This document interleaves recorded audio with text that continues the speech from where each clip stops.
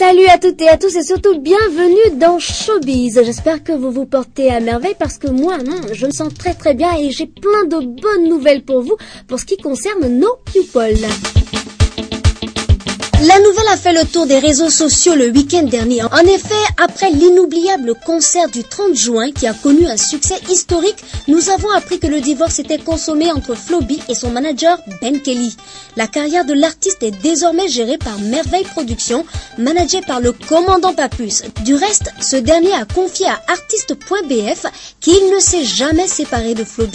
En tout cas, l'affaire suscite beaucoup de débats, notamment sur les réseaux sociaux. Vous le savez sans doute, Pépé Calé est mort le 29 novembre 1998. 14 ans après sa disparition, la tombe du géant de la chanson congolaise a quasiment disparu sous terre, faute d'entretien. Dernièrement, la veuve du chanteur congolais est montée au créneau pour lancer un SOS dans la presse quinoise. Un cri de cœur pour ne pas que la dernière demeure de son défunt mari disparaisse. On se souvient aussi qu'il y a quelques années, en Côte d'Ivoire, la tombe de François Louga a failli disparaître dans la brousse sur la route de Lakota. Il a fallu que des particuliers mettent la main à la poche pour financer la réhabilitation du tombeau du papa national. Ah, l'Afrique et sa façon de traiter ses artistes disparus.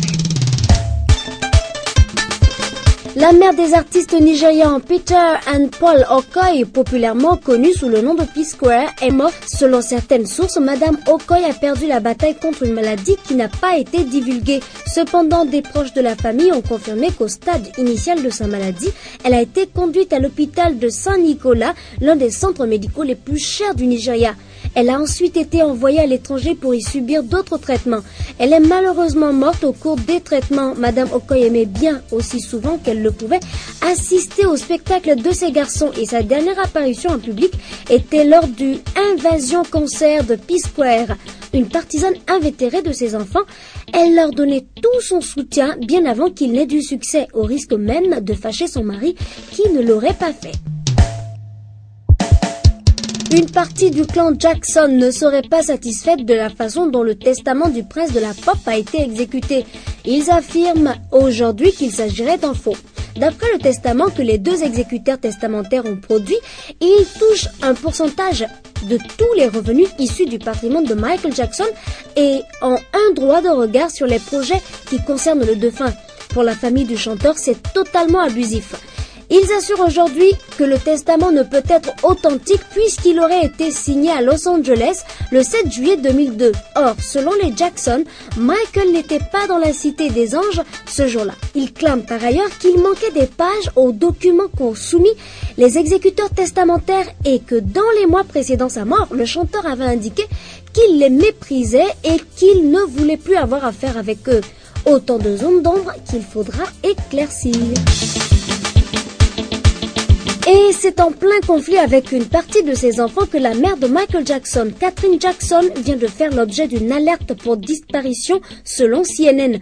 Les enfants de Michael Jackson seraient à l'origine de cette alerte, ne réussissant pas à joindre leur grand-mère de 82 ans depuis une semaine. Cette dernière se serait rendue au Nouveau-Mexique avec sa fille aînée et depuis le 15 juillet, plus de nouvelles. Quand Paris Jackson, la fille du chanteur décédé en 2009, a tenté d'appeler sa grand-mère, sa tante Janet Jackson, lui a répondu à chaque fois qu'elle ne pouvait pas lui parler.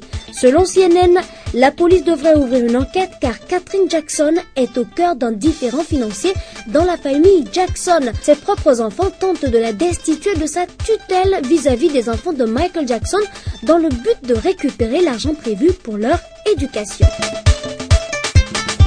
Alors que beaucoup l'admirent pour sa plastique irréprochable et ses attitudes gentiment délurées, la jolie Katy Perry ne semble pas faire le même genre d'émule en Inde. Invitée à se produire au mois d'avril dernier lors d'un gala portant sur le jeu de cricket, la belle ne semble pas s'être faite que des amis qui lui ont reproché son attitude un peu légère. Souhaitant faire une démonstration des gestes techniques pratiqués au cours de cette discipline sportive, un joueur de cricket s'est alors employé à se positionner derrière la chanteuse avant de l'enlacer avec ses bras. Positionné derrière Cathy qui tenait son micro en guise de batte, le joueur de cricket australien n'a pas vu que cette petite mise en scène improvisée n'était pas du tout du goût de la moitié de l'assemblée.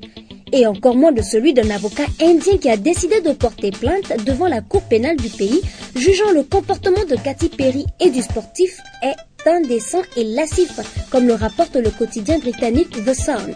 Autre motif de plainte déposé par l'homme de loi, celui qui, reprochant à la chanteuse américaine d'avoir pu distraire des étudiants qui préparaient leurs examens à cette période.